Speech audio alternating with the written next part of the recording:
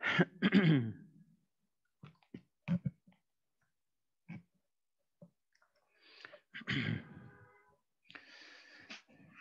اللہ الحمد للہ وحدہ والصلاة والسلام علی من لا نبی بعدہ.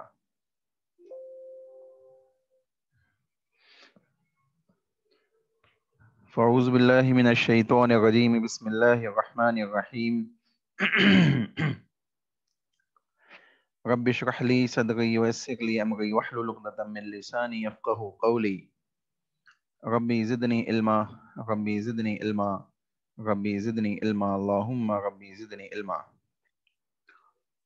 تمام قسم کی حمد و ثنا کبریائی بڑائی اللہ وحدہ لا شریک کے لیے لائق و زیبا. سبحان اللہ العظیم. انگنت درد و سلام ہو جناب محمد و رسول اللہ صلی اللہ علیہ وسلم کی ذات گرامی پر. اللہم صلی وسلم علی نبینا محمد. اس سے پہلے کی کلاس کی ابتدا کی جائے، کلاس سٹارٹ کی جائے، آپ لوگ یہ بتائیے آواز آ گئی آپ لوگوں کو؟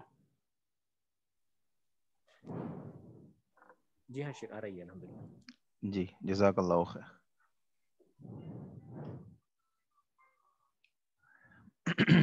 دیکھیے کہاں تک ہم پڑھ چکے تھے، پتہ ہے کسی کو؟ دعا شرعیہ میں کہاں تک ہم پڑھ چکے تھے؟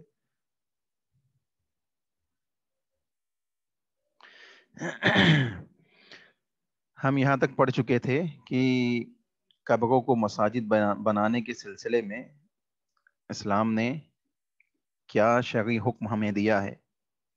مضبوط کرنا ہے نہیں کرنا ہے، بلند کرنا ہے کہ نہیں، کتنا بلند کر سکتے یا کتنا نہیں، اور رسول اللہ صلی اللہ علیہ وسلم اور صحابہ کا اس سلسلے میں کیا طریقہ اور منہج تھا، اس کی مکمل ڈیٹیل آپ کے سامنے آ چکی ہے. اور کس انداز سے قبروں کو لوگوں نے مساجد بنا رکھا ہے، اور مساجد بنانے والے یعنی سجدہ گاہ بنانے والے لوگوں کے لیے اللہ کے نبی محمد و رسول اللہ صلی اللہ علیہ وسلم نے لعنت کی ہے. وہ تمام چیزیں آپ کے سامنے پچھلے درس میں آ چکی تھی. اب آگے چلیں گے اور انشاءاللہ ہم چند چیزیں پہلے ہم یہی سے سٹارٹ کرتے ہیں. عبداللہ بن مسعود رضی اللہ تعالیٰ عنہ کی جو حدیث آپ کے سامنے ہے، عبداللہ بن مسعود رضی اللہ تعالیٰ عنہ بیان فرماتے ہیں کہ رسول اللہ صلی اللہ علیہ وسلم نے ارشاد فرمایا، ان من شرار الناس من تدرکہم الساعہ وہم احیاء الذین یتخذون القبور مساجد. مسند احمد کی حدیث ہے بسند جید، یعنی اچھی سند کے ساتھ، صحیح سند کے ساتھ حدیث ہے. کیا ہے حدیث؟ کہتے ہیں کہ عبداللہ بن مسعود رضی اللہ تعالیٰ عنہ بیان کرتے ہیں کہ رسول اللہ صلی اللہ علیہ وسلم نے ارشاد فرمایا، بدترین لوگوں میں سے بدترین لوگ جن کے اوپر قیامت آئے گی، یعنی جب قیامت قائم ہوگی تو زمین میں بدترین قسم کے لوگ بچے ہوئے ہوں گے. جو بدترین قسم کے لوگ ہوں گے ان پہ قیامت قائم کی جائے گی، اس حال میں کہ وہ زندہ ہوں گے، اور وہ لوگ جو قبروں کو مساجد بنا لیتے ہیں وہ ہوں گے. یعنی قیامت جب قائم ہوگی تو کس قسم کے مسلمان، دوسروں کے اوپر تو ہوگی ہی جو یقینی طور پہ کفر اور شرک میں مبتلا ہے، لیکن ایمان والوں میں کس قسم کے لوگ ہوں گے. اللہ کے نبی محمد رسول اللہ صلی اللہ علیہ وسلم نے اس حدیث کے اندر ایمان والوں کی اس قسم کا بیان کیا ہے، ان لوگوں کا ذکر کیا ہے جن کے اوپر اللہ رب العالمین قیامت قائم کرے گا. اور اس کی صفات کیا بتائی کہ یہ بدترین لوگ ہوں گے جن کے اوپر قیامت قائم کی جائے گی، اور ان میں وہ لوگ بھی ہوں گے جو مساجد کو یعنی قبروں کو مساجد بنانے والے، یعنی قبروں کو سجدہ گاہ بنانے والے لوگ ہیں. اس کا مطلب ہے کہ قبروں کو سجدہ گاہ بنانے والے لوگ بھی بدترین قسم کے لوگ ہوں گے جن کے اوپر قیامت قائم کی جائے گی. یہاں تک کہ ایک حدیث میں آتا ہے کہ رسول اللہ صلی اللہ علیہ وسلم نے ارشاد فرمایا کہ جب قیامت قائم ہوگی تو اللہ اللہ کہنے والا کوئی نہیں ہوگا، یعنی اللہ کا ذکر و اذکار کہنے والے لوگ، کرنے والے لوگ موجود زمین پہ نہیں ہوگے. اس قسم کے بدترین لوگوں کے اوپر قیامت قائم کی جائے گی. چنانچہ انسان کو چاہیے کہ وہ قیامت کی سختیوں سے اور قیامت کی بڑی بڑی جو نشانیاں ہیں جس سے ہمیں پناہ مانگنی چاہیے، جو ہمارے ایمان اور عمل کو ضائع کرنے کا ذریعہ بن سکتی ہیں، ان سب سے جو پروٹیکشن کے تدابیر ہے شریعت نے ہمیں دیے ہیں ان کو اپنائے، اور اللہ رب العالمین سے دعا کرے اور اللہ اس کے رسول کی اطاعت کے ساتھ اپنے معاملات کو انجام دیتے چلے جائے۔ چنانچہ معلوم پڑا کہ قبروں کو کسی بھی طریقے سے سجدہ گاہ بنانا یا وہاں پہ کسی قسم کی عبادات کو انجام دینا یا وہاں پہ نذر و نیاز کرنا یا ذبیحہ کے معاملے کو انجام دینا کسی طریقے سے جائز نہیں ہے۔ یہ شریعت کے اندر اس کی کھلی ممانعت ہے اور یہ کھلا ہوا شرک ہے جو انسان کو اسلام سے نکالنے کا بھی ذریعہ بنتا ہے اور کبیرہ گناہ ہے۔ ٹھیک ہے، اب دیکھیں اس کے بعد کہتے ہیں زیارت قبور سے متعلق نبی صلی اللہ علیہ وسلم کی حالت و سنت اور آپ کے اصحاب کے احوال اور آج بہت سے لوگوں کے حال پر مقارنہ سے دونوں حالتوں پر شدید تناقض واضح ہوتا ہے۔ یعنی زیارت قبور اسلام کے اندر جائز ہے یا ناجائز ہے؟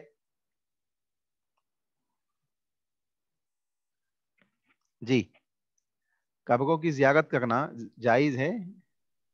جائز ہے جی جائز جائز ہے جی، قبروں کی زیارت کرنا جائز ہے اور مردوں کے لیے جائز ہے، خواتین کے لیے اس کی ممانعت ہے۔ ٹھیک ہے، انشاءاللہ ابھی ہم اس کو پڑھیں گے۔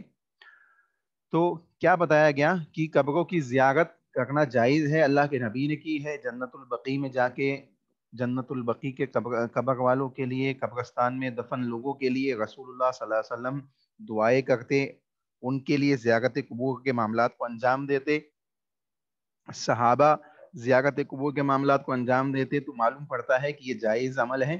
لیکن جو طریقہ رسول اللہ صلی اللہ علیہ وسلم کے زمانے میں تھا اور جو طریقہ لوگوں نے آج اپنایا ہوا ہے اس کے اندر بہت شدید تناقض پایا جاتا ہے۔ دیکھیے وہی چیز سمجھا گیا آپ کو کہ آج بہت سے لوگوں کے حال میں مقارنہ سے دونوں حالتوں میں شدید تناقض واضح ہوتا ہے۔ یعنی اللہ کے نبی کے زمانے کا طریقہ اور آج کے زمانے کا طریقہ، دونوں کے اندر نہایت ہی زیادہ اختلاف پایا جاتا ہے، شدید تناقض پایا جاتا ہے، جس سے یہ بات واضح ہوتی ہے کہ وہ طریقہ نہیں ہے جو رسول اللہ صلی اللہ علیہ وسلم کا تھا۔ چنانچہ کہتے ہیں اور دونوں میں جمع و تطبیق محال معلوم ہوتی ہے۔ جمع و تطبیق کا مطلب ہوتا ہے کہ کوئی راستہ نکلنا محال معلوم ہوتا ہے، کیونکہ یہ آج کی جو قسمیں ہیں وہ شرک اکبر تک جا پہنچی ہے، انسان کو شرکی اعمال میں داخل کر چکی ہے۔ چنانچہ اللہ کے نبی کے زمانے میں جو چیزیں موجود تھی زیارت قبور کے سلسلے میں ہو یا کسی بھی دوسرے عمل کے سلسلے میں ہو، وہ خالص توحید پر تھی، خالص وحدانیت پہ تھی، اللہ رب العالمین کی وحدانیت کو سامنے رکھتے ہوئے تمام معاملات کو انجام دیا جاتا تھا۔ چنانچہ کہتے ہیں تناقض کی چند صورتیں یہ ہیں۔ اب دیکھیں اس کے اندر ڈفرنس بتا گئے کہ اللہ کے نبی کے زمانے میں کیسا تھا اور آج کے زمانے میں کیسے معاملات ہیں، یہ تمام چیزیں انشاءاللہ آپ کے سامنے رکھیں گے تاکہ بات واضح ہو جائے کہ زیارت قبور ہماری کیسے ہونی چاہیے۔ کہتے ہیں نبی صلی اللہ علیہ وسلم نے قبروں کی طرف رخ کر کے نماز پڑھنے سے منع فرمایا اور یہ لوگ ان کی طرف نماز پڑھتے ہیں۔ یعنی اللہ کے نبی کے زمانے میں لوگ قبروں کی طرف رخ کر کے نماز نہیں پڑھتے تھے اور قبروں کی طرف رخ کر کے نماز پڑھنے سے رسول اللہ صلی اللہ علیہ وسلم نے بھی منع فرمایا، سوائے جنازے کی نماز کے بقیہ کوئی نماز نہیں پڑھی جا سکتی۔ یعنی جنازے کی ہی ایک ایسی نماز ہے جس میں رکوع اور سجود نہیں ہوتے، لیکن ہے وہ بھی نماز لیکن رکوع اور سجود کے بغیر ہے، تو اس لیے جنازے کی نماز کی اجازت ہے۔ اللہ کے نبی صلی اللہ علیہ وسلم کا خود عمل ملتا ہے کہ اللہ کے نبی نے قبرستان کے اندر جنازے کی نماز پڑھی۔ اللہ کے نبی صلی اللہ علیہ وسلم کے زمانے میں ایک خاتون تھی، مسجد کی صفائی کیا کرتی تھی، اس کا انتقال ہوا تو صحابہ نے اس کو معمولی سمجھ کے دفن کر دیا۔ دفن کرنے کے بعد مطلب خود ہی جنازے کی نماز وغیرہ تدفین کے معاملات انجام دے دیے۔ اللہ کے نبی کو بعد میں معلوم پڑا، اللہ کے نبی صلی اللہ علیہ وسلم نے پوچھا کہ وہ خاتون جو صفائی وغیرہ کرتی تھی وہ کہاں گئی، تو بتایا گیا کہ اس کا تو انتقال ہو گیا۔ تو کہا مجھے کیوں نہیں اطلاع دی گئی؟ تو اللہ کے نبی محمد رسول اللہ صلی اللہ علیہ وسلم نے پھر اس کی قبر کی رہنمائی حاصل کی کہ کہاں ہے اس کی قبر، اور وہاں جا کے رسول اللہ صلی اللہ علیہ وسلم نے جنازے کی نماز ادا کی۔ چنانچہ معلوم پڑتا ہے کہ قبرستان میں جنازے کی نماز ادا کی جا سکتی ہے، البتہ بقیہ کوئی دوسری نماز قبرستان کے اندر پڑھنا جائز نہیں ہے۔ کہ چنانچہ اللہ کے نبی صلی اللہ علیہ وسلم نے قبروں کی طرف رخ کر کے نماز پڑھنے سے منع کیا۔ صحابہ نے اس قسم کے کوئی معاملات انجام نہیں دیے۔ صحابہ کی زندگیوں کو دیکھے تو اللہ کے نبی صلی اللہ علیہ وسلم کی قبر ان کے سامنے مدینہ کے اندر موجود تھی، لیکن کبھی انہوں نے اللہ کے نبی کی قبر کو سجدہ گاہ نہیں بنایا، کبھی اللہ کے نبی محمد رسول اللہ صلی اللہ علیہ وسلم سے جا کے قبروں کے سوالات انہوں نے نہیں کیے، دعائیں نہیں مانگی اللہ کے نبی صلی اللہ علیہ وسلم سے۔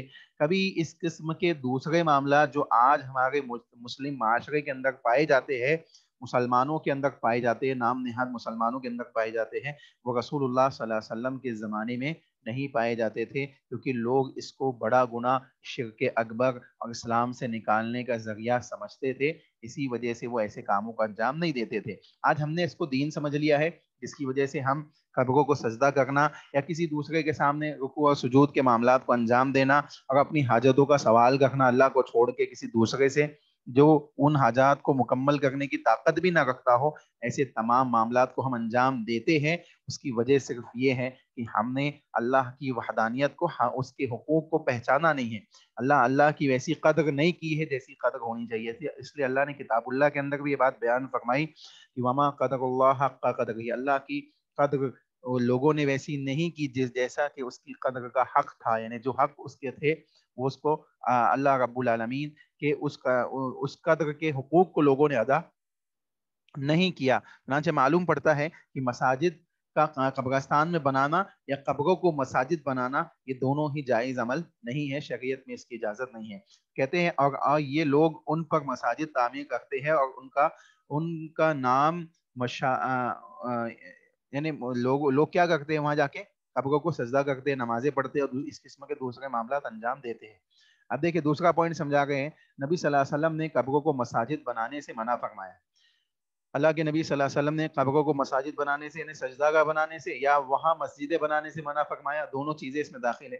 اور یہ لوگ ان پر مساجد تعمیر کرتے ہیں اور ان کا نام مشاہد رکھتے ہیں، یعنی یہ لوگ کیا کرتے ہیں، ابھی آپ دیکھیں ہندوستان کے اندر کئی ایسی مساجد آپ کو ملے گی جن کے اندر قبر موجود ہے، اور کئی ایسے قبرستان ملیں گے جن کے اندر مسجدیں موجود ہیں، یعنی قبرستانوں کے اندر بھی مسجدیں موجود ہیں اور مسجدوں کے اندر بھی قبریں موجود ہیں۔ یہ دونوں قسم کے معاملات آپ کو ہندوستان کے اندر مل جائیں گے، ہندوستان ہی نہیں ایشیا کے اندر مختلف ممالک کے اندر اور دنیا کے مختلف مقامات کے اندر آپ کو اس قسم کے شرک کے اڈے مساجد کے اندر بھی مل جائیں گے اور قبرستان کے اندر بھی مل جائیں گے۔ چنانچہ اللہ رب العالمین نے مساجد کے سلسلے میں کیا کہا کہ یہ مسجد اللہ کا گھر ہے، یہاں صرف اسی کی عبادت کی جائے، اسی سے دعائیں مانگی جائے، ہاں اس کے علاوہ کسی دوسرے کو نہ پکارا جائے۔ چنانچہ معلوم پڑتا ہے کہ یہ اللہ ہی کی عبادت کی جگہ ہے۔ اب یہاں پہ اگر انسان قبروں کو بنا دے اور قبروں کے سامنے سجدہ کرنے لگے، قبروں کے سامنے اپنے معاملات کو انجام دینے لگے، اپنی عبادات کو انجام دینے لگے، تو یقینی معنی میں وہ کیا ہو جائے گا، ایک بڑے شرک کے اندر مبتلا ہو جائے گا۔ اللہ رب العالمین نے بیان فرمایا انہ من یشرک باللہ فقد حرم اللہ علیہ الجنہ، جو شخص یقینی طور پہ جو شخص شرکیہ کاموں کو انجام دے گا، ہم کیا کریں گے، اس کے اوپر جنت کو حرام کر دیں گے، اس کے اوپر جنت کو حرام کر دیں گے۔ اور شرک یہ ایسا عمل ہے کہ اگر انسان کی زندگی میں شرکیہ کام موجود ہے، شرکیہ اعمال موجود ہے، تو بقیہ دوسرے اعمال بھی، روزہ، زکوٰۃ، صدقات، خیرات، اللہ رب العالمین اس کے قبول نہیں کرتا ہے جب تک وہ شرکیہ کاموں کو نہ چھوڑے۔ شرکیہ کاموں کو بندہ جب تک نہ چھوڑے، اس کے دوسرے اعمال اور دوسرے اعمال و اقوال جو نیک ہوتے ہیں، اللہ رب العالمین ان کو قبول نہیں کرتا ہے۔ چنانچہ معلوم پڑا کہ نبی نے قبروں کو مساجد بنانے سے یا ان پر قبروں پر مساجد کو تعمیر کرنے سے کیا کیا ہے، منع فرمایا ہے۔ تیسری چیز کہتے ہیں نبی نے قبروں پر چراغ روشن کرنے سے منع کیا۔ اللہ کے نبی صلی اللہ علیہ وسلم نے چراغاں کرنے سے قبروں پر، یعنی چراغ روشن کرنے کا مطلب یہ ہے کہ لوگ ایک قسم کی سجاوٹ کرتے ہیں، یا آپ دیکھیں 15ویں شعبان وغیرہ آنے والی ہے، ہاں 15ویں شعبان میں آپ دیکھیں ہر قبر کے اوپر، آپ اگر مومن پورہ وغیرہ جا کے دیکھیں گے، یہاں پہ جو قبرستان ہے ناگپور میں، اگر آپ دیکھیں گے جا کے تو آپ کو معلوم پڑے گا کہ 15ویں شعبان میں خصوصاً ہر قبر کے اوپر ایک ٹیوب لائٹ لگا ہوا ہوتا ہے، چراغاں کے طور پہ، روشنی کے طور پہ۔ اب نہ جانے اس سے کیا کیا لوگوں کے عقائد ہے، چنانچہ اللہ کے نبی صلی اللہ علیہ وسلم نے اس سے منع فرمایا۔ کہتے ہیں اور یہ لوگ قندیلے اور چراغ ان پر روشن کرتے ہیں، یعنی لوگ آج کے دور میں کیسا کرتے ہیں، اس کے اوپر روشنیاں کرتے ہیں اور اس کے اوپر چراغاں کرتے ہیں، اس کے اوپر ٹیوب لائٹس وغیرہ لگاتے ہیں۔ اسی طریقے سے ایل ای ڈی لائٹس اور دوسری قسم کی جو آج کل نکلی ہے سیریز وغیرہ، وہ سب قبرستانوں کے اندر آپ کو مل جائیں گے مختلف مواقع کے اندر. لیکن اللہ کے نبی صلی اللہ علیہ وسلم نے واضح طور پر اس سے کیا کیا ہے؟ منع کیا ہے. تو رسول اللہ کے زمانے میں جو کام نہیں ہوتا تھا وہ آج قبروں کے ساتھ وہ تمام کام انجام دیے جا رہے ہیں. پتہ چل رہا ہے کہ زیارت قبور کا جو مطلب اللہ کے نبی کے زمانے میں تھا اس کے بالکل برعکس آج کا معاملہ ہے. آج ہم مختلف ایسے معاملات کو انجام دے رہے ہیں جو یقینی طور پہ ہمارے لیے کیا ہے؟ اسلام اور اسلام سے نکالنے والے اور ایمان اور اسلام کو بگاڑنے والے ہیں. چوتھی چیز کہتے ہیں نبی نے قبروں کو عید بنانے سے منع فرمایا ہے، اور یہ لوگ انہیں عید بناتے اور عرس و میلہ لگا کر اکٹھا ہوتے ہیں. دیکھیں، عرس کے نام پر، میلے کے نام پر قبروں کے اوپر مختلف قسم کے میلے اور مختلف قسم کے جلوس لگائے جاتے ہیں. فلاں ابھی پیچھے ابھی کچھ دن پہلے پچھلے ہفتے میں آپ نے دیکھا ہوگا شاید کسی بابا صاحب کا برتھ ڈے تھا. لوگوں نے مختلف مقامات پہ اس کو سیلیبریٹ کیا اور مختلف چوراہوں پہ لوگوں نے اس برتھ ڈے کو منایا. اور اس کا مطلب کیا تھا کہ وہ اس قبر والے کی تعظیم کے لیے اس حد تک ہم نے غلو کیا کہ ایسے کام کو انجام دیا جس کی شریعت میں اجازت نہیں ہے. تو یہ تمام چیزیں آپ کو کس طرف لے جا رہی ہے؟ گلو کی طرف. اور گلو آپ کو کہاں لے جاتا ہے؟ شرکی اعمال کی طرف. اور شرک آپ کو کہاں لے جائے گا؟ کفر کی طرف. اور کفر آپ کو ایمان سے نکال دے گا. چنانچہ معلوم پڑ رہا ہے کہ ایسے تمام کام جس سے اللہ کے نبی محمد رسول اللہ صلی اللہ علیہ وسلم نے منع فرمایا ہے، ایسے تمام کاموں سے ہمیں چاہیے کہ ہم اپنی حفاظت کریں، اپنے ایمان اور عمل کو محفوظ رکھیں، اپنے اہل و عیال کو محفوظ رکھنے کی جد و جہد کریں تاکہ ہم شرکی اعمال میں مبتلا نہ ہو. اللہ ہمیں اس کی توفیق عطا فرمائے. چنانچہ کہتے ہیں اور یہ لوگ انہیں عید بناتے اور عرس و میلہ لگا کر اکٹھا ہوتے ہوئے نظر آتے ہیں. دیکھیں، ایسی جگہوں پہ جہاں عرس اور میلے کی شکل میں لوگ جمع ہوتے ہیں، وہاں کا اگر آپ مشاہدہ کریں، جائزہ لیں، تو آپ کو معلوم پڑے گا کہ وہاں مرد اور خواتین دونوں قسم کے لوگ موجود ہوتے ہیں، اور دونوں قسم کے معاملات، دونوں قسم کے لوگوں کے جمع ہونے کی وجہ سے مختلف قسم کی لغویات اور مختلف قسم کی بے حیائیاں پیدا ہوتی ہیں، اور معاشرے کو فساد اور ایمان کو فساد پیدا کرنے والی چیزیں برپا ہوتے چلی جاتی ہیں. یہاں تک کہ ایک وقت کے بعد شرکیہ اعمال کے ساتھ دوسرے مختلف گناہ کے کام بھی ایسی جگہوں پہ انجام دیے جانے لگتے ہیں، جس میں زنا ہے، جس میں نشہ خوری ہے، اور اس قسم کے دوسرے معاملات جس کی کھلی طور پہ اسلام نے حکمت کو بیان کیا ہے، جس کی کھلی طور پہ اسلام نے وعیدوں کو ذکر کیا ہے اور اس کے سلسلے میں واضح کفر کا اعلان کیا ہے. ان کو اپنانے میں آج کا مسلمان کسی طریقے سے شرم و حیا محسوس نہیں کرتا ہے. چنانچہ مسلمانوں کو چاہیے کہ وہ سوچے اور اپنے ایمان اور عمل کی اصلاح کرتے ہوئے زندگی گزارے. اللہ کے نبی محمد رسول اللہ صلی اللہ علیہ وسلم نے ایسے میلے، ایسے عید، ایسے معاملات کے اندر انسان کو چاہیے کہ وہ اس قسم کے معاملات کے اندر اپنا انوالومنٹ نہ کریں اور اس قسم کی چیزوں کو اپنا کر اپنے ایمان اور عمل کو ضائع نہ کرے. اللہ کو ناراض کرنے والی یہ تمام معاملات ہے. چنانچہ رسول اللہ صلی اللہ علیہ وسلم نے عید بنانے سے، ایسے مقام پہ میلہ لگانے سے منع فرمایا. اب دیکھیں، وہ صحابی اللہ کے نبی کے پاس آئے، جس سے پہلے میں نے حدیث آپ کو اوپر پڑھایا ہو کہ اللہ کے نبی کے پاس ایک صحابی آئے، کہنے لگے اللہ کے نبی، جاہلیت میں نے ایک نظر مانی تھی کہ میں بوانا کے مقام پہ جا کے اپنی اس نظر کو مکمل کر لوں. اللہ کے نبی نے پوچھا کیا وہاں کوئی عید منائی جاتی تھی مشرکین کی؟ کیا وہاں پہ کوئی بت تھا؟ کیا وہاں پہ کسی ایسا کوئی معاملہ انجام دیا جاتا تھا جس میں شرکیہ معاملات انجام دیے جاتے ہوں؟ ایسا کوئی چیز اگر وہاں پہ ہوتی تو اللہ کے نبی اجازت نہیں دیتے. صحابی نے کہا اللہ کے نبی ایسی کوئی چیز نہیں ہوتی تھی. اللہ کے نبی، جاہلیت میں بھی لوگ ایسے کوئی کام اس جگہ پہ انجام نہیں دیتے تھے. اللہ کے نبی نے کہا ٹھیک ہے، جاؤ اپنی نظر مکمل کرو. تو اللہ کے نبی نے اجازت دے دی. اس کا مطلب یہ تھا کہ رسول اللہ صلی اللہ علیہ وسلم اجازت نہیں دیتے اگر وہاں پہ اس قسم کا کوئی معاملہ انجام دیا جاتا. اللہ کے نبی محمد رسول اللہ صلی اللہ علیہ وسلم کیا کرتے؟ اس عمل سے صحابی کو روک دیتے اور منع فرما دیتے. چنانچہ اس سے یہ بات معلوم پڑتی ہے کہ اس قسم کا کوئی معاملہ ایسے مقامات پہ انجام دینے سے انسان کے لیے نقصان ہے، ایمانی طور پہ، عملی طور پہ، اور اس کے ایمان کے ضائع ہونے کے اندیشے ہے، اور اس کا شرک اکبر میں مبتلا ہو کر اسلام سے نکل جانے کا خدشہ ہے. اس لیے انسان کو چاہیے کہ وہ ایسے تمام معاملات سے اپنے آپ کو محفوظ رکھے. اس کے بعد کہتے ہیں پانچواں پوائنٹ, نبی نے قبروں کو برابر کرنے کا حکم دیا اور یہ لوگ انہیں بلند کرتے ہیں. یعنی اللہ کے نبی صلی اللہ علیہ وسلم نے قبروں کو برابر, زمین سے برابر لیول پر, یہاں تک کہ ایک بالش کا ذکر بعض حدیث کے اندر آتا ہے کہ ایک بالش سے زیادہ اونچی قبر نہ کی جائے. جیسے حضرت علی کو اللہ کے نبی نے حکم دیا کہ جاؤ جتنی قبریں مضبوط ہے یعنی پکی ہے ان کو ڈھا دو, جو بلند ہے ان کو ایک بالش کے برابر زمین کے برابر کر دو. چنانچہ معلوم پڑتا ہے کہ رسول اللہ صلی اللہ علیہ وسلم نے اس کو عملی طور پہ اپلائی کرنے کے لیے حضرت علی کو باضابطہ طور پہ بھیجا, اور حضرت علی نے بعد میں اپنی خلافت میں کچھ لوگوں کو بھیجا کہ جاؤ میں تمہیں اس مشن پہ بھیجتا ہوں جس مشن پہ اللہ کے نبی نے مجھے بھیجا تھا. یعنی اللہ کے نبی کا بھی وہی عمل تھا, صحابہ کا بھی وہی عمل تھا, حضرت علی رضی اللہ تعالیٰ عنہ کا بھی وہی عمل تھا قبروں کے سلسلے میں. اور آج کے لوگوں کا, ہمارے لوگوں کا عمل کیا ہے؟ ایمان, اور ایمان ہونے کے باوجود, اسلام کو ماننے کے باوجود ہمارا عمل مختلف ہے. ہم اس قسم کے معاملات کو انجام دیتے ہیں, قبروں کو بلند کرتے ہیں, مضبوط کرتے ہیں, ان پہ قبے بناتے ہیں, ان پہ گنبدیں بناتے ہیں, اور ہم یہ سمجھتے ہیں کہ یہ دین اسلام کا حصہ ہے.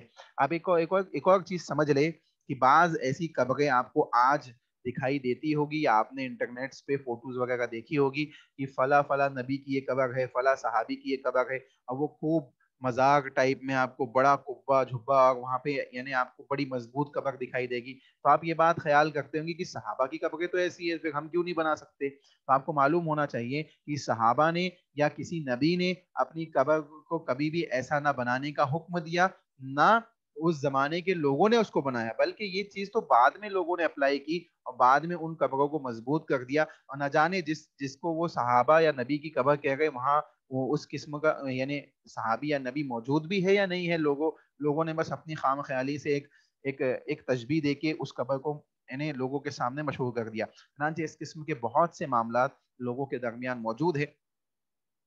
تو انسان کو چاہیے کہ وہ ایسے کام انجام نہ دیں جس سے کھلے طور پہ اللہ اس کے رسول نے کیا کیا ہے, منع فرمایا ہے. تو کیا پتہ چلا کہ قبروں کو انسان کو چاہیے کہ برابر رکھے, یعنی برابر رکھنے کی وصیت بھی کرے. اگر اپنے اہل و عیال کو وصیت کر کے جائے تو اور اچھی بات ہے کہ میری قبر کو اونچا نہ کرنا, مضبوط نہ کرنا, یہ اچھی چیز ہے. ٹھیک ہے, یہ ایسے اعمال ہے جو ہم اپنے اہل و عیال کو اللہ کے نبی محمد رسول اللہ کی اطاعت کی تلقین کر رہے کہ میرے قبر, میرے جنازے کے ساتھ, میرے تدفین کے ساتھ اللہ اس کے رسول کی اطاعت کو ملحوظ رکھتے ہوئے معاملات کو انجام دینا. اور لوگوں کو بھی چاہیے کہ اگر کسی نے اس قسم کی وصیت کی ہے تو اس وصیت کے مطابق اس کے معاملے کو انجام دے, وہاں اپنے مسلک اور اپنے دوسری چیزوں کو انوالو نہ کرے. اگر اس شخص نے توبہ کی ہے اور وہ اس سے رجوع کرتا ہے اور وہ اس کی وصیت کر جاتا ہے, تو لوگوں کو چاہیے کہ جو اس کے جنازے میں شریک ہے ان کو چاہیے کہ اس کی وصیت کے مطابق, اللہ اس کے رسول کی اطاعت کے مطابق اس معاملے کو انجام دیتے ہوئے, اس رجوع کو تسلیم کرتے ہوئے اور اپنے مسلک اور اپنی انا کو سائیڈ میں رکھتے ہوئے اس معاملے کو انجام دے, تاکہ کل آخرت میں اللہ اس کو تو بخش دے گا کیونکہ اس نے توبہ کر لی تھی, اس نے وصیت کر دی تھی کہ اللہ میں نے تو وصیت کر دی تھی, ان لوگوں نے بعد میں معاملے کو انجام نہیں دیا. تو آخرت میں کس کی پکڑ ہوگی؟ جو لوگ زندہ تھے جنہوں نے اس کی قبر کے ساتھ اپنی من مرضی سے مختلف قسم کے رسم و رواج اور مختلف قسم کے معاملات کو انجام دیے جو شریعت میں جائز اور درست نہیں تھے. تو کیا پتہ چلا کہ نبی نے قبروں کو برابر کرنے کا حکم دیا ہے اور یہ لوگ انہیں بلند کرتے ہیں. یعنی آج لوگ قبروں کو کیا کرتے ہیں؟ بلند کرتے ہیں. اور اللہ کے نبی کے زمانے میں قبریں کیا تھی؟ برابر تھی. یہاں تک کہ اللہ کے نبی صلی اللہ علیہ وسلم کی خود کی قبر, حضرت ابوبکر, حضرت عمر رضی اللہ تعالیٰ عنہ کی قبریں جو آج بھی مدینہ کے اندر مسجد نبوی کے لگے ہوئے حجرے کے اندر جو موجود ہے, ایسی طریقے سے جنت البقیع وغیرہ کی قبروں کا آپ دیکھیں تو وہ زمین کے بالکل لیول والی قبریں ہوتی ہے. چنانچہ انسان کو چاہیے کہ وہ اس قسم کے معاملات سے اپنے آپ کو کیا کرے؟ بچا کے رکھے. اس کے بعد کہتے ہیں کہ نبی صلی اللہ علیہ وسلم نے قبروں پر لکھنے سے منع فرمایا اور یہ لوگ ان پر لکھتے ہیں. اللہ کے نبی نے لکھنے سے منع فرمایا. آپ دیکھیں جتنی مضبوط قبریں آپ کو ملے گی ان سب کے اوپر لکھا ہوا ملے گا, ان سب کے اوپر لکھا ہوا ملے گا. یہاں تک کہ جو مٹی والی قبر ہے اس میں بھی انسان کیا کرتا ہے؟ ایک پلیٹ لگا دیتا ہے, نیم پلیٹ لگا دیتا ہے. تو اس قسم کا معاملہ صحابہ کے زمانے میں نہیں تھا, اس قسم کا معاملہ اللہ کے نبی کے زمانے میں نہیں تھا. تو ایسی چیزوں کو دین کے اندر شامل نہ کریں, ایسی چیزوں کو ایسی بدعات اور خرافات کو داخل نہ کریں, بلکہ اتنا بعض اہل علم نے اجازت دی ہے کہ نشانی کے طور پہ آپ کوئی پتھر وغیرہ وہاں رکھ سکتے ہیں تاکہ آپ کو رہنمائی حاصل ہو کہ میرے فلاں اہل و عیال کی یہ قبر ہے، یہ ان کی یعنی ان کی یہ قبر ہے، تاکہ میں رہنمائی حاصل کر سکوں اور یہاں کے زیارت قبور کے معاملات کو انجام دے سکوں۔ چنانچہ معلوم پڑا کہ لکھنا یا نیم پلیٹ لگانا یا اس قسم کے کوئی دوسرے معاملات کو انجام دینا یا سنگ کے جو ماربلس وغیرہ لگا کے لوگ لکھ دیتے ہیں، اس قسم کا کوئی معاملہ انجام دینا یہ رسول اللہ صلی اللہ علیہ وسلم کی سنت کے خلاف ہے۔ چنانچہ زیارت قبور میں ان تمام چیزوں کا اہتمام انسان کو کرنا چاہیے اور ان دعاؤں کا اہتمام کرنا چاہیے جو رسول اللہ صلی اللہ علیہ وسلم نے کی ہے، جیسے کہ اوپر آپ نے دعا پڑھی تھی کہ اللہ کے نبی صلی اللہ علیہ وسلم نے زیارت قبور کی دعا ہمیں سکھائی، السلام علی اہل الدیار من المؤمنین والمسلمین ویرحم اللہ المستقدمین منا والمستاخرین وانا ان شاء اللہ بکم للاحقون۔ اس قسم کی دعائیں جو رسول اللہ صلی اللہ علیہ وسلم نے ہمیں سکھائی ہیں، ان دعاؤں کا اہتمام کریں اور ان دعاؤں کا اہتمام کرتے ہوئے اس قبر والوں کے لیے جس کی قبر جس کے لیے آپ زیارت کے لیے گئے ہیں، اس کے لیے دعا کرے، اللہ سے دعا کرے کہ اللہ اس کی بخشش کرے، اللہ رب العالمین اس کی مغفرت فرمائے، اللہ رب العالمین اس کو معاف فرمائے۔ اس قسم کی دعائیں اس کے لیے کرے اور اس جائے کہ اس کے بجائے دوسرے معاملات انجام دے، اسی سے دعا مانگنے بیٹھ جائے کہ تم جا چکے ہو، تم اللہ سے ہمارے لیے یہ دعا کر دینا، جو کھلا ہوا شرک ہے اور کھلا ہوا ایسا کام ہے جو جو رسول اللہ صلی اللہ علیہ وسلم کے اعمال اور صحابہ کے اعمال سے میل نہیں کھاتا ہے۔ اس لیے انسان کو چاہیے کہ ایسے کاموں سے اپنے آپ کو بچا کے رکھے۔ بات سمجھ میں آئی؟ یہ 6 کے 6 پوائنٹ سمجھ میں آئے آپ لوگوں کو؟ جی شیخ۔ جی الحمدللہ۔ کوئی سوال کسی کا؟ جی کسی کا کوئی سوال ہو تو پوچھ لیجئے، رکھنا ہم سوالات پوچھیں گے آپ سے انشاءاللہ۔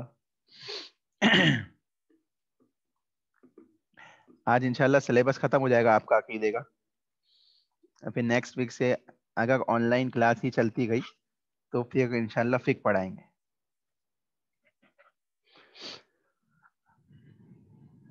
جی کوئی سوال نہیں ہے؟ چلیے، زیارت قبور کا حکم بیان کرو اور اپنی قول کی دلیل ذکر کرو۔ بتائیے زیارت قبور کا حکم کیا ہے؟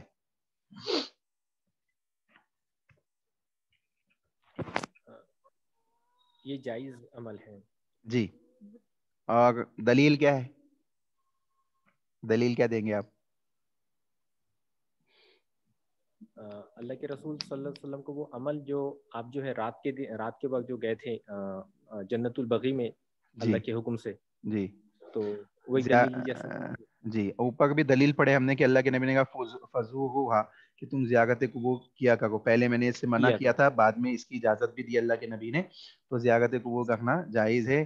یہ کیوں؟ کہ تاکہ دل نرم ہو اور موت کی یاد آئے۔ لتذکرۃ الموت کا الفاظ بھی احادیث کے اندر آتے ہیں۔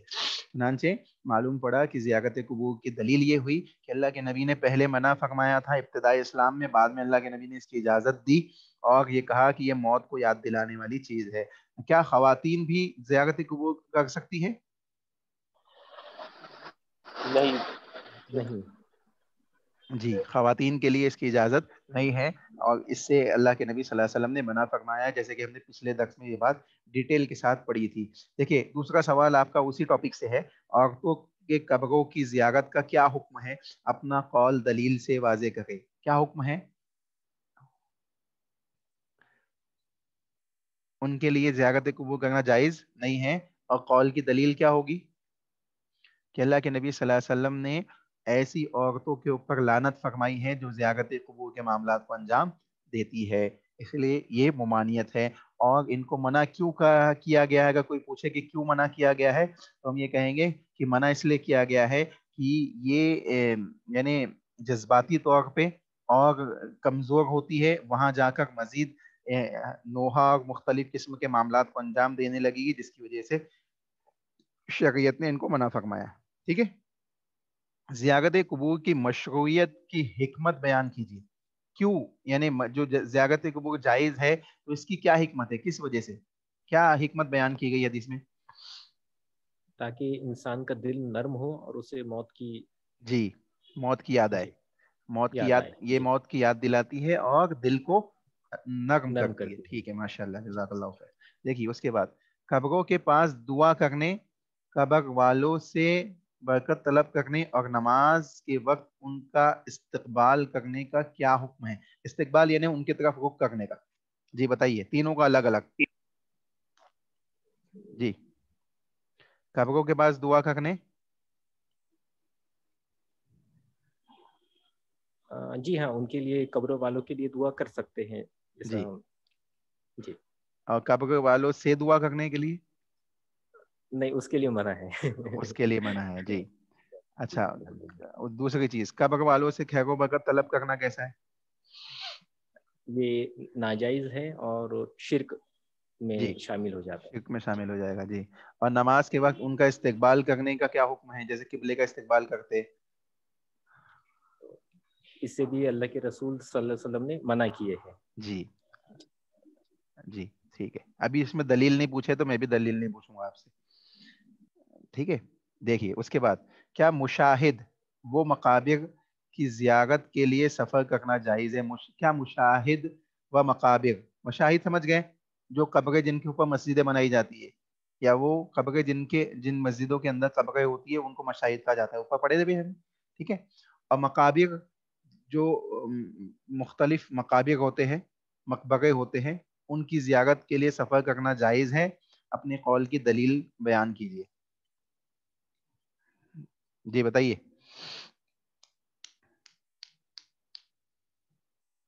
مشاہد و مقابر کی زیارت کے لیے سفر کرنا کیسا ہے؟ اوپر پڑھے ہیں ہم نے پچھلے درس میں. 3 جگہوں کے علاوہ زیارت کے لیے سفر کرنے کا حکم اللہ کے نبی صلی اللہ علیہ وسلم نے کیا دیا تھا, منع کیا ہے, جائز کیا ہے, مطلب بتائیے. میں سوال کر رہا ہوں آپ سے, میں جواب دے دوں گا تو کیسے معلوم؟ جی بتائیے. جی جی, منع کیا اللہ کے رسول نے. جی, دلیل کیا ہے, حدیث کیا ہے, کہ حدیث کا مفہوم بتائیے. 3 جگہوں کے علاوہ سفر کرنے سے کون کون سی جگہ ہے وہ؟ مسجد حرام, جی, مسجد نبوی, اور مسجد نبوی, مسجد اقصی. جی مسجد اقصی. مسجد اقصیٰ. حرام, جی مسجد نبوی اور مسجد اقصی, ان 3 مقامات کے علاوہ کسی چوتھے مقام پہ زیارت کی نیت سے یا اسی طریقے سے ثواب کی نیت سے ان کے زیارت کرنے کے لیے سفر کرنے کو اللہ کے نبی صلی اللہ علیہ وسلم نے کیا کیا ہے, منع فرمایا ہے. یہ جائز نہیں ہے ایسا کام کرنا. ٹھیک ہے, یہ حکم بھی ہو گیا اور دلیل بھی ہو گئی. سمجھ آئی بات؟ جی, جی شیخ انشاءاللہ, جزاک اللہ. قبروں پر عمارت تعمیر کرنے اور انہیں مساجد بنانے کا کیا حکم ہے؟ آمین بھیا, کیا حکم ہے بتائیے. اللہ کے رسول صلی اللہ علیہ وسلم نے اس چیز کے لیے بھی منع کیا ہے. قبروں پر عمارت تعمیر کرنے سے منع فرمایا, اور انہیں مساجد بنانے کا حکم کیا ہے؟ حرام ہے, جائز ہے, حلال ہے, کیا ہے؟ حرام ہے. جی, اپنا جواب دلیل سے واضح کریں. اب دیکھیں, دلیل بتائیے. دلیل کم سے کم مفہومی معنی میں حدیث کا مفہوم ذہن میں رکھے. دلیل کا مطلب یہ نہیں ہے کہ آپ سے ہم عربی زبان میں دلیل مانگ رہے ہیں تو بولیں گے ہم جا کے کلاس لیفٹ کر کے عربی میں ہم کو دلیل پوچھ رہے ہیں. تو ایسا نہیں ہے, مفہوم بھی بتا سکتے ہیں آپ حدیث کا. جی, اللہ کے نبی صلی اللہ علیہ وسلم نے کیا کہا کہ لعن اللہ الیہود والنصارى اتخذوا قبور انبیائهم مساجد. جی, اللہ کے نبی صلی اللہ علیہ وسلم نے کیا کہا کہ یہودیوں پر اللہ کی جی جی لعنت ہو. جی, یہودیوں پر اللہ کی لعنت ہو, کیونکہ انہوں نے کیا کیا, اپنے انبیاء کی قبروں کو مساجد بنا لیا. تو مساجد بنانے سے یا قبروں پر تعمیر کرنے سے منع فرمایا. حضرت علی کو بھیجا کہ جو قبریں تعمیر شدہ ہے ان کو کیا کرو, ڈھا دو, زمین کے لیول کی کر دو. تو یہ دونوں دلیل ہو گئی دونوں باتوں کی. سمجھ میں آئی بات؟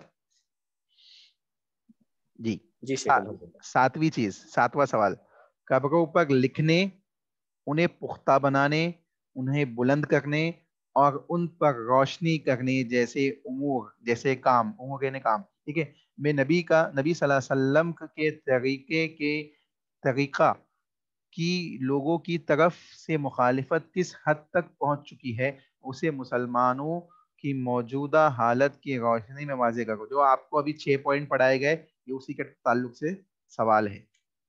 جی چلیے پہلے بتائیے قبروں پر لکھنا کیسا ہے؟ منع ہے. منع ہے. انہیں پختہ کرنا؟ پختہ کرنا منع ہے. انہیں بلند کرنا؟ منع ہے. ان پر روشنی کرنا؟ منع ہے. جی اب یہ پوچھ رہے ہیں کہ ان کاموں کے اندر نبی صلی اللہ علیہ وسلم کے طریقے کی ان لوگوں کی طرف سے مخالفت کس حد تک پہنچ چکی ہے. یعنی آج کے دور کے جو لوگ ہیں اور اس زمانے کے جو لوگ ہیں دونوں کے اندر جو ڈفرنس تھا اس کی مخالفت کس حد تک پہنچ چکی ہے. اس حد تک پہنچ چکی ہے کہ یہ ایمان سے نکالنے کے ذرائع بن گئے ہیں اور انسان کو کفر اور شرک کے اندر مبتلا کرنے کے حد تک پہنچ چکے ہیں. ٹھیک ہے یہاں تک کہ انسان اس کی وجہ سے اسلام سے نکل جاتا ہے. سمجھ آئی بات؟ جی جی جی اس کے بعد کہتے ہیں اسے مسلمانوں کی موجودہ حالت کی روشنی میں واضح کیجئے. مسلمانوں کی موجودہ حالت کی روشنی میں واضح کیجئے. جیسے اوپر ابھی ہم نے جو 6-7 پوائنٹ پڑھے نا اللہ کے نبی سے, دیکھیے یہ والے 6 پوائنٹ جو آپ کو ابھی پڑھائے گئے کہ اللہ کے نبی کے زمانے میں کیا ہوتا تھا, قبروں کی طرف رک کر کے نماز پڑھنے سے منع کیا. آج کے زمانے کے لوگ اس کی طرف اس کو قبلہ بنائے بیٹھے ہیں. ٹھیک ہے اللہ کے نبی نے قبروں کو مساجد بنانے سے منع کیا, لوگوں نے ان پہ مساجد تعمیر کر دیا, اس کو مشاہد کہنے لگے. اور قبروں پر اللہ کے نبی نے روشنی کرنے سے منع کی. آج کے زمانے کے لوگ روشنیاں کرتے ہیں, چراغ جلاتے ہیں, ان کے اوپر ٹیوب لائٹس لگاتے ہیں, اس قسم کے دوسرے معاملات انجام دیتے ہیں. اسی طریقے سے نبی نے قبروں کو عید بنانے کی جگہ بنانے سے منع کیا ہے, اور آج لوگ وہاں عید مناتے ہیں, میلہ عرس لگاتے ہیں اور اس قسم کے دوسرے معاملات انجام دیتے ہیں. نبی صلی اللہ علیہ وسلم نے قبروں کو برابر کرنے کا حکم دیا, آج قبروں کو ہم بلند کرتے ہیں. نبی صلی اللہ علیہ وسلم نے اس پہ لکھنے سے منع کیا, آج ہم اس پہ لکھتے ہیں. یعنی حد درجہ مخالفت ہے, اور یہ مخالفت اس حد تک پہنچ چکی ہے مسلمانوں کی کہ لوگ شرکی اعمال میں مبتلا ہو چکے ہیں, جس کی وجہ سے وہ ایمان سے نکل چکے ہیں. ایسے کئی لوگ. سمجھ میں آئی بات؟ جی شیخ الحمدللہ. تو یہ یہاں تک کہ جی شیخ جی جزاک اللہ خیر. یہ آپ لوگوں کا مکمل سلیبس ہے کائے کا عقیدے کا, اور الحمدللہ آن لائن ہم نے عقیدے کا پورا سلیبس اسٹارٹنگ سے نواقض اسلام سے لے کے ابھی ختم تک یہ تینوں قسمیں ہم نے تفصیل سے پڑھ لی. کتنی قسمیں ہیں نواقض اسلام کی, کوئی بتائے گا؟ نواقض اسلام کی 3 قسمیں ہم نے پڑھی ہے, کفر, نفاق اور شرک. کفر کی ڈیٹیل سے ہم نے پڑھا, نفاق کو بھی ڈیٹیل سے پڑھا, اور شرک اور شرکی اعمال کے سے تعلق رکھنے والی تمام چیزوں کو آپ کو ڈیٹیل سے پڑھا دیا گیا. یہ عقیدے کا سلیبس ختم ہو گیا, جس میں کفر اور نفاق کا آپ کا ٹیسٹ ہو چکا ہے. انشاءاللہ شرکی اعمال کا ٹیسٹ لیا جائے گا, تھوڑا تھوڑا کر کے ٹیسٹ لیا جائے گا آپ کا, اور تاکہ آپ کو مکمل طریقے سے وہ یاد ہو جائے. ٹھیک ہے آپ چلیے دعا پڑھ لیجئے کیونکہ وقت بالکل ختم ہو چکا ہے, اور انشاءاللہ نیکسٹ کلاس سے ہم فقہ پڑھیں گے اللہ نے چاہا تو. چلیے سبحانک اللہم ربنا وبحمدک اشہد ان لا الہ الا انت استغفرک واتوب الیک. والسلام علیکم ورحمۃ اللہ وبرکاتہ.